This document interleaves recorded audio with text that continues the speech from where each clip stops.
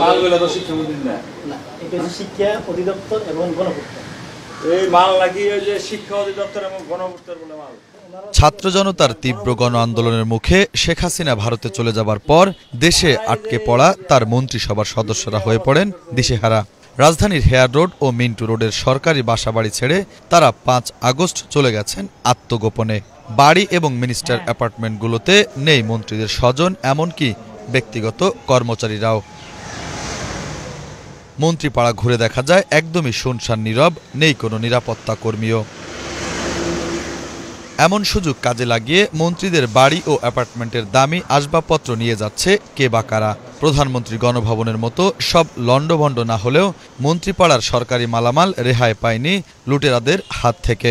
সাবেক শিক্ষামন্ত্রী মুহিবুল হাসান চৌধুরী নওফেলের সরকারি বাসভবন থেকে আসবাবপত্র সরিয়ে নিতে দেখা যায় কয়েকজনকে। বাংলা ভিশনের ক্যামেরা দেখে আটকে ওঠেন লুটপাটকারীরা। কয়েকজন আড়ালে চলে যান। কারা নিচ্ছে এই মালামাল তার কোনো সঠিক উত্তর পাওয়া যায়নি।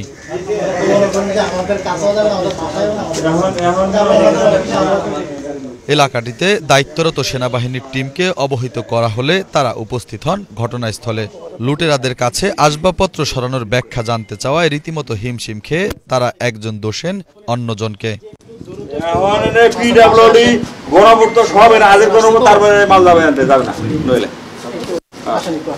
আপনার শিক্ষামন্ত্রীর লোক, গণপূর্তের লোক, পিডব্লিউডির লোক, আপনি সবে না হাজির হন, তারপরে মাল এনে কার কোন মাল তারপরে দেখে তারপরে মাল। জেরার মুখে তারা স্বীকার করে এই চোদ্জবৃত্তের সঙ্গে জড়িত পিডব্লিউডি, শিক্ষা মন্ত্রণালয় ও পুলিশের কয়েকজন সদস্য। বাংলা ভিশনের ক্যামেরা ঘটনাস্থলে যাবার আগেই পিকআপ, কাভার্ড ভ্যান ও ট্রাকে বেশ কিছু মালামাল সরানো হয়, যার মধ্যে থাকতে পারেন অনেক মূল্যবান সম্পদও।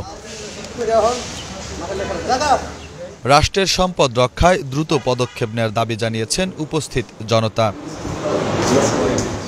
এই মুহূর্তে রয়েছি রাজধানীর মন্ত্রীপাড়া, যে জায়গায় সরকারের মন্ত্রীরা বসবাস করেন, এবং যে ভবনটি দেখতে পাচ্ছেন এই ভবনটি সাবেক শিক্ষামন্ত্রী নওফেল সাহেবের, যার জন্য অনেক সুন্দর করে তৈরি করা হয়েছিল এবং ডেকোরেশন বলি, আসবাবপত্র বলি অনেক সুন্দর করে সাজানো হয়েছিল। তবে মজার বিষয় হচ্ছে এই ভবনে একটি দিনের জন্য থাকতে পারেননি সাবেক শিক্ষামন্ত্রী। আপনারা জানেন যে চলমান কোটা সংস্কার আন্দোলনকে ঘিরে ক্ষমতাসীন দল আওয়ামী লীগের সরকার আসলে পদত্যাগ করেন। তারপর থেকেই কিন্তু দেশের এমপি এবং মন্ত্রীরা দেশ ছাড়ারও যে হট্টগোল লাগিয়েছে, তারই ধারাবাহিকতায় কিন্তু আমাদের যে সাবেক মন্ত্রী এই বাসভবনে উঠতে পারেনি, এবং এই মুহূর্তে এখানকার যে আসবাবপত্র ছিল সব কিছু কিন্তু সরিয়ে ফেলা হচ্ছে। এবং এই মুহূর্তে মন্ত্রী পাড়ার যে অবস্থা একদমই শুনশান নীরবতা, এখানে তেমন নিরাপত্তা বা কোনো কিছুই কিন্তু আমাদের চোখে পড়েনি।